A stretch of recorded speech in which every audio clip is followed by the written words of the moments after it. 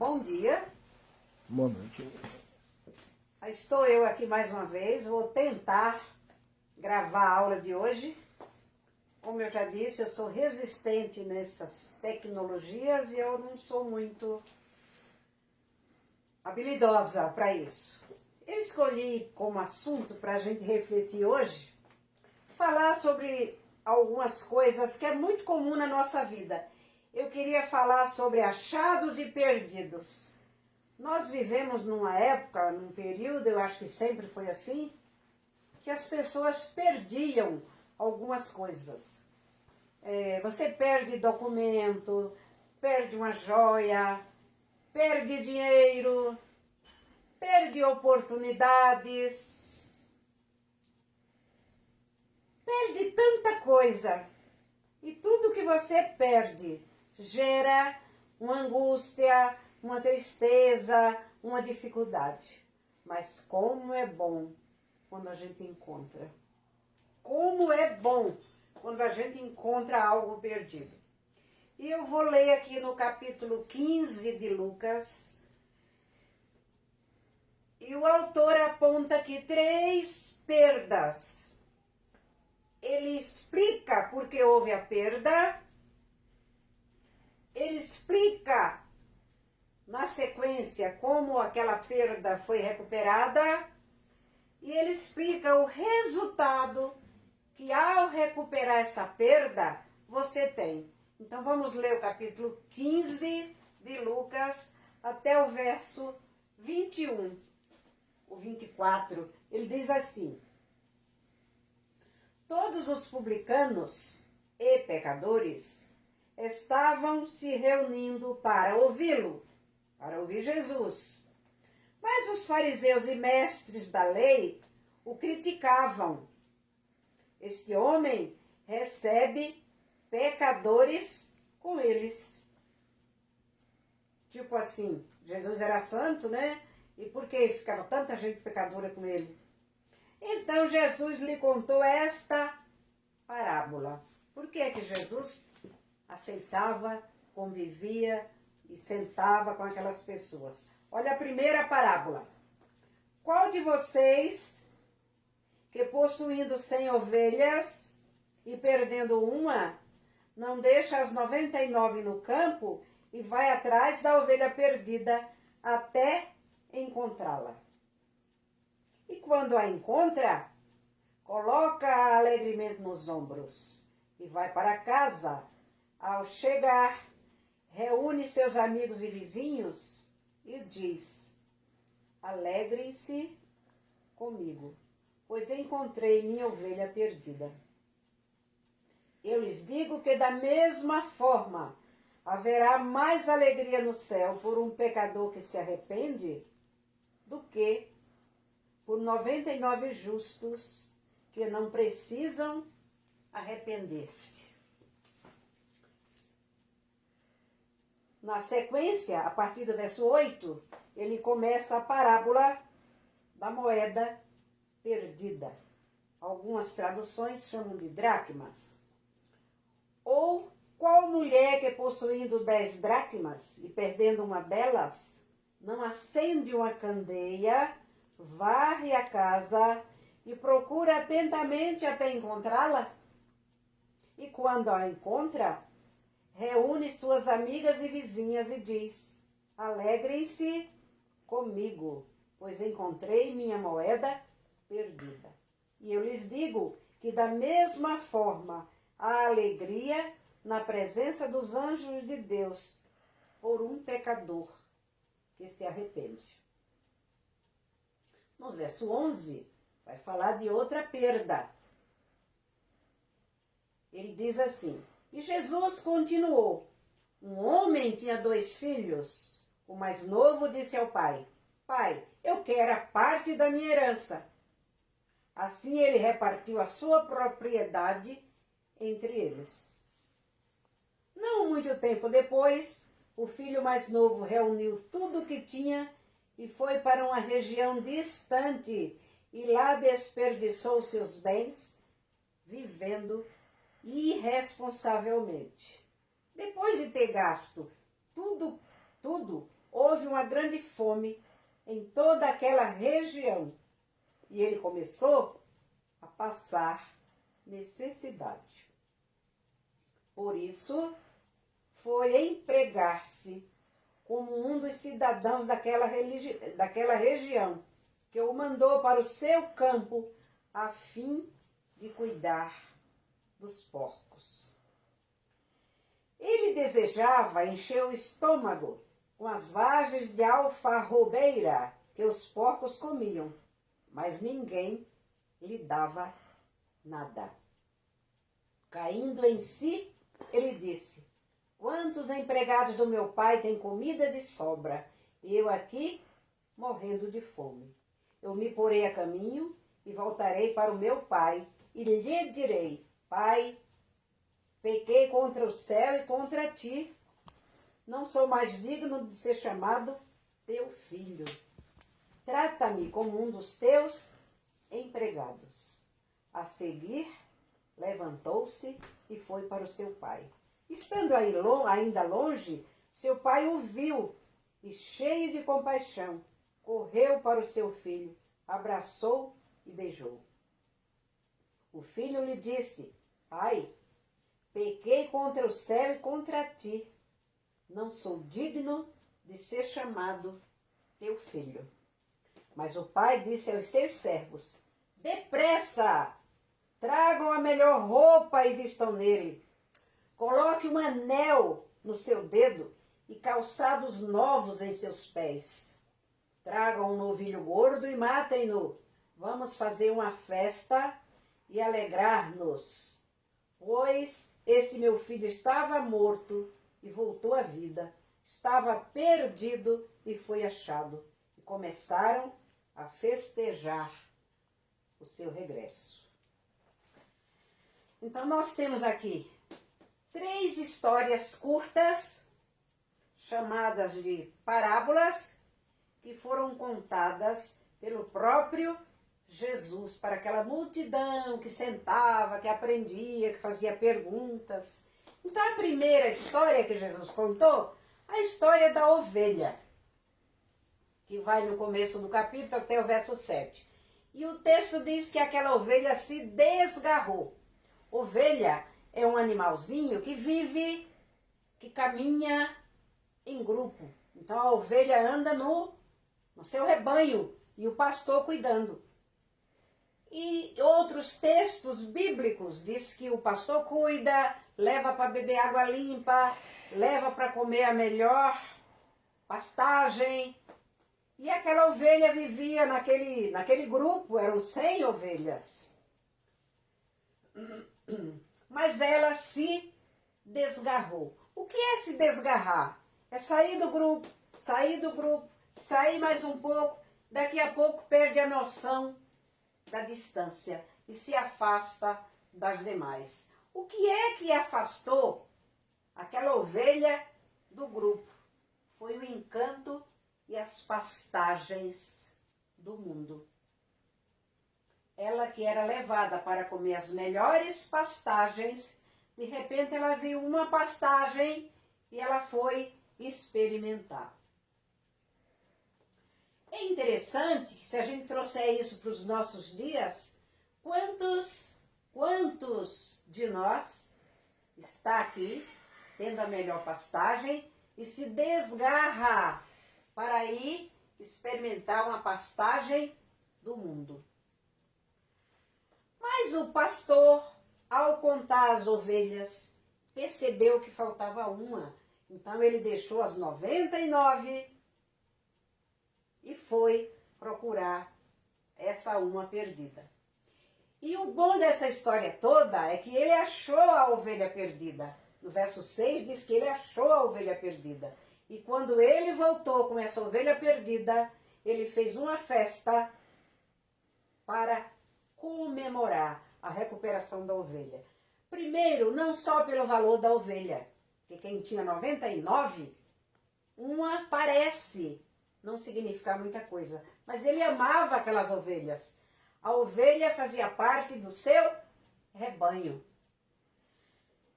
Também Deus, nós somos o rebanho do Senhor. E quando uma ovelha se afasta do seu rebanho, causa tristeza. E diz o texto também, que quando essa uma ovelha afastada volta, procura o curral, procura o pastor, procura as ovelhas, e ela é acolhida, ela vai sentir alegria, e diz que o texto diz que há alegria no céu. É uma festa no céu. A alegria de ter se encontrado a ovelha perdida. Está no verso 6. Ele diz assim: alegrem-se comigo, pois encontrei minha ovelha perdida. Ele fala minha ovelha, ele não diz eu encontrei a ovelha perdida. Ele diz a minha ovelha perdida. A outra história, que é muito parecida com essa, a história da dracma. O que era a dracma? Você pode entender a dracma como uma moeda, como uma joia. Era algo que a dona tinha, diz que tinha 10 dracmas. E tudo que você tem, você pode ter uma agulha. Quando você precisa da agulha e não acha, você lamenta. Cadê a minha agulha? Então o valor, ou o apego, ou a utilidade, não está no valor financeiro. Está muitas vezes no bem que aquilo nos faz. Então a mulher perdeu a dracma. Foi diferente da perda da ovelha. A ovelha extraviou-se, a ovelha se afastou. A dracma foi perdida por negligência da dona. Quantas vezes a gente tem vários brincos, põe uma caixinha e na hora que vai usar cai um, e às vezes nem sempre a gente vê na hora. Depois sente falta, passa uma vassoura, procura debaixo da cama e acha. Ah, que bom, achei meu brinco. Então aquela mulher, ela fez isso. Ela varreu, ela acendeu uma lâmpada, ela se dedicou a procurar aquela dracma. A dracma valia na época um denário.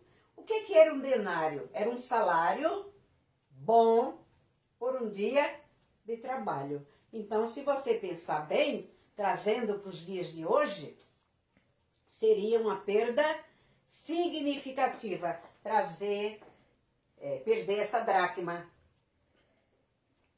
Mas a mulher que perdeu a dracma, ela fez uma busca diligente.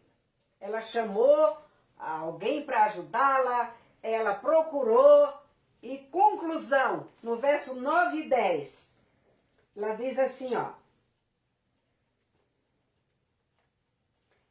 Alegrem-se comigo, pois encontrei a minha moeda perdida. E eu lhe digo que da mesma forma, a alegria na presença dos anjos por um pecador que se arrepende. Então, arrepender-se é uma coisa que agrada o coração de Deus.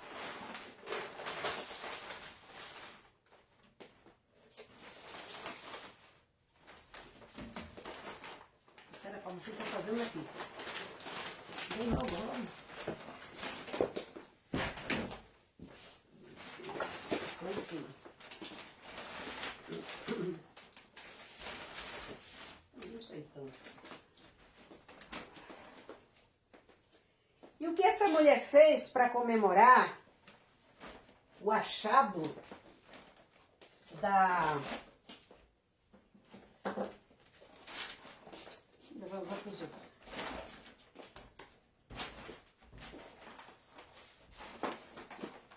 Não deu. Não deu. Esse aqui. Ela foi partilhar com as amigas. Ela chamou as amigas para comemorar com ela que ela havia achado a dracma.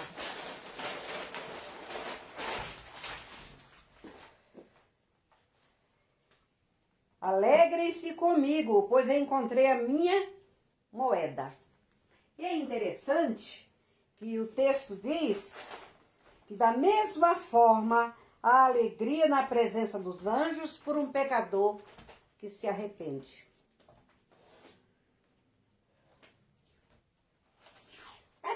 Nossa terceira história, que Jesus contou do filho pródigo, diz o seguinte: eu imagino um rapaz rico, que nunca trabalhou, que tinha tudo do bom e do melhor, tinha o carinho e o amor do pai, de repente ele cisma de ir embora. É um direito que as pessoas têm. Eu quero ir embora. Dá tudo que eu tenho, dá a minha herança e eu vou embora. Então esse filho achava que a liberdade lá fora ia ser muito bom para ele, porque ele ia poder fazer o que quisesse, ia ter dinheiro, ia ter uma vida boa. E foi o que ele fez. E ele esqueceu que nada supera, nada é melhor do que a alegria de ter uma família. E esse filho pródigo andou, diz o texto que ele gastou irresponsavelmente, ele fez tudo que queria, ele viveu, aceitou e participou dos prazeres do mundo. E ele esqueceu, ou ele não sabia, que os prazeres do mundo, os valores do mundo, são efêmeros. São muito vulneráveis e nada produz. Só produz tristeza, arrependimento e solidão. E quando ele estava no fundo do poço, que é uma expressão que a gente usa muito hoje, ele se tornou uma pessoa injusta e ingrata, por conta dos desejos e das paixões da carne. E lá, nesse outro tipo de vida que ele vivia, ele foi atacado pela fome e pela segregação e pela miséria. E ele não viu alternativa a não ser procurar o emprego. Mas, para quem nunca trabalhou, provavelmente não tinha um preparo profissional, não tinha uma profissão, viveu sempre debaixo das barbas do papai. E aí ele foi arrumar emprego, e o emprego que ele arrumou foi para cuidar dos porcos.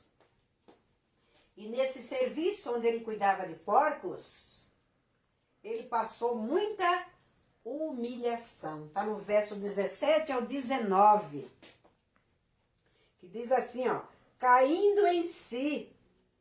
Quer dizer, ele teve um ataque de consciência, e no meio daquela miséria, e no meio daquela pobreza, ele teve uma conscientização. Caindo em si, ele disse: quantos empregados do meu pai têm comida de sobra, e eu aqui morrendo de fome?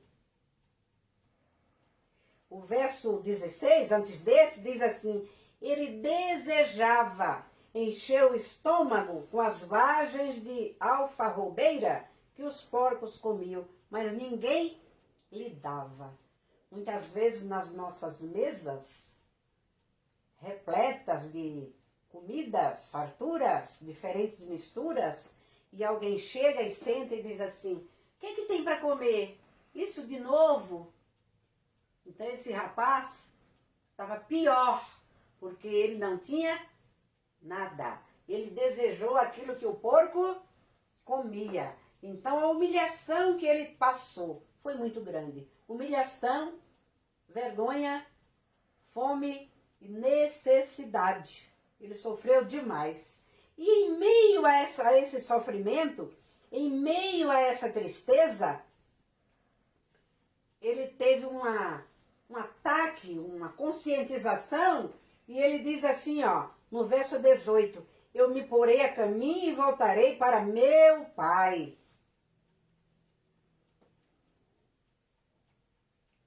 Então, após a humilhação, ele planejou sua volta.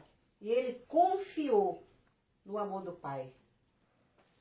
E aí ele volta e diz assim, pai, eu pequei contra o céu e contra ti, não sou digno de ser chamado teu filho.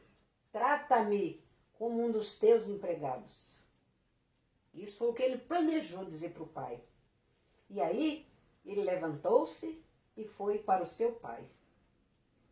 Quando ele ainda estava longe, o pai o viu e, cheio de compaixão, correu para o seu filho, abraçou e beijou. É interessante que o pai sabia que ele estava no mundo há tanto tempo, que ele estava perdido, que ele estava sujo, que ele estava carente.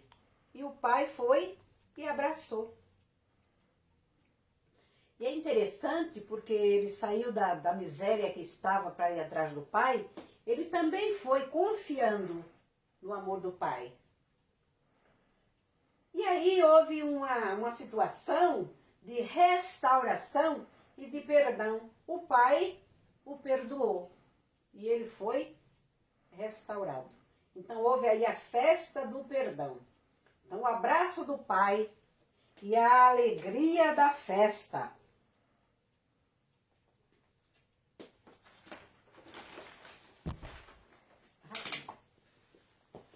A alegria da festa. O pai poderia ter pego ele de volta e ter simplesmente ficado com ele dentro de casa. Olha, fica aí de boa, você já aprontou bastante, agora fica aí. Mas o pai, além de o perdoar, o pai fez uma festa. E o filho disse para o pai, eu pequei e não sou digno de ser chamado teu filho. Ao invés de o pai dizer para ele, tá bom, fica aí. O pai disse para os empregados, tragam a melhor roupa e vistam nele, coloquem um anel no seu dedo e calçados em seus pés. E aí a história continua e Jesus disse que aquele pai mandou os empregados preparar um novilho, fazer uma festa. E a festa não foi pouca, a festa foi a festa. E essa festa causou indignação no outro filho. Se a gente continuar lendo o capítulo, a gente vai ver que o outro filho que estava no campo voltou e achou a festa. E ele não gostou. E ele cobrou do pai que o filho mais novo estava distante e agora ele chegou e ele faz uma festa. Então ele teve uma reclamação. Aquele filho que ficou com o pai, que teve tudo que ele sempre teve, que ele viveu uma vida maravilhosa, ao invés de se alegrar com o retorno do irmão, ele foi cobrar do pai. Esse seu filho te deu problema? Esse seu filho não é digno de uma festa? E eu? Quantas vezes nós falamos isso? E eu? E o pai, se você leu o capítulo, a história continua e o pai diz, meu filho, você está aqui comigo, tudo meu é seu, você está aqui de boa. O seu irmão estava distante do lar paterno. O seu irmão estava morto e reviveu. Então a reclamação daquele irmão, no verso 29 e 30, que nós não lemos, não tem fundamento. Conclusão dessas três histórias, elas três têm uma reflexão. Conclusão, Deus acolhe o pecador arrependido.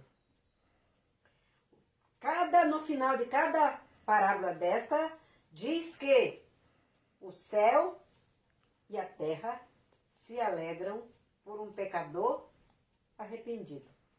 Ora, Se o céu se alegra por um pecador arrependido, o que é que eu estou fazendo para que o pecador se arrependa? O que é que você está fazendo para que o pecador se arrependa? Então, se nós agimos com discórdia, agimos com reclamação, agimos com indignação, nós não vamos levar o pecador a se arrepender. Então, o que nós estamos fazendo para que o pecador se arrependa? O céu e a terra se alegram por um pecador arrependido. Quem é o pecador? Todo mundo é pecador. O morador de rua, o bêbado, o filho briguento, o marido infiel, o filho desobediente, todos são pecador. Nós também, que nos achamos bonzinhos, somos pecadores. E todo pecador precisa de arrependimento. E arrependimento é uma coisa que ninguém pode fazer por você. Cada um tem que se arrepender pelo seu pecado. E Deus conhece o seu grau de arrependimento. E Deus lhe aceita, e Deus lhe ama, e Deus lhe perdoa. E melhor de tudo, Deus lhe restaura e faz uma festa no céu cada vez que um pecador se arrepende. Amém? Vamos orar, que eu deveria ter orado para começar. E eu esqueci, vamos orar agora. Pai, te agradecemos por esse momento. E te pedimos que o Senhor nos guarde do mal e nos dê um coração agradecido. Primeiro, nos ajude a nos arrepender a cada momento que nós nos afastamos, nos distraímos, nos empolgamos com algo do mundo, mas que o Senhor nos dê um sentimento de arrependimento e que nosso arrependimento seja verdadeiro e que o Senhor nos perdoe e nos restaure, abençoando as nossas famílias e a nossa igreja, em nome de Jesus. Amém. Amém.